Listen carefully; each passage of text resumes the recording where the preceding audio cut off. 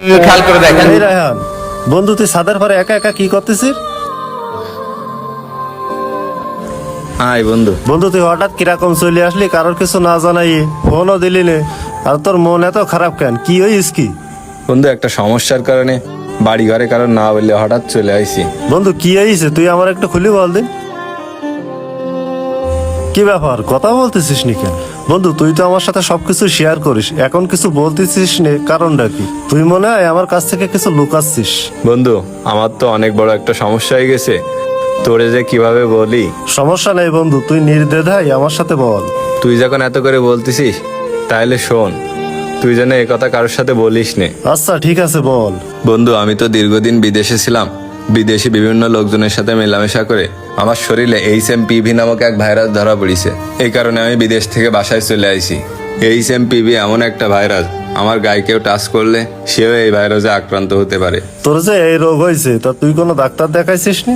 বিদেশে তো অনেক ভালো ভালো ডাক্তার আছে, তুই তো সেখান থেকে চিকিৎসা নিতে পারতিস। বন্ধু এমন একটা ভাইরাস যার কোনো প্রতিষেধক নেই।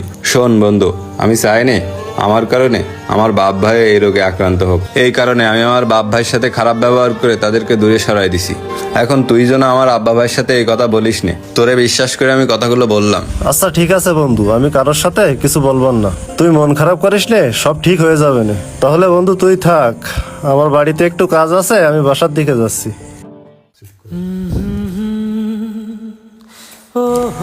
রায়হান বাজান, তুই কনে যাচ্ছিস? কি ব্যাপার, তুমি কাছে আসতে চাও কেন? আব্বা তুই আর না আরো করিস নে। গায়ে হাত দিয়ে না, সরো। আব্বা আমরা সব জানিয়ে গেছি। ভাই তুই আর নাটক করিস নে, আমরা সব জানি গেছি।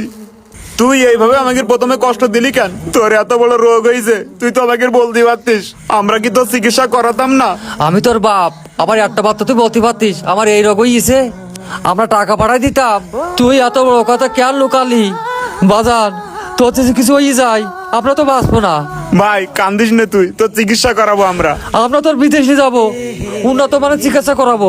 আব্বা আমার তোমাকে চিকিৎসা করাইতে হবে না, আমার চিকিৎসা করাইতে গেলে তোমার এই জায়গা জমি সব বিক্রি করতে হবে, তখন আমার এই বাড়িটার অবস্থা কি হবে? তোমার আমার চিকিৎসা করানি লাগবে না।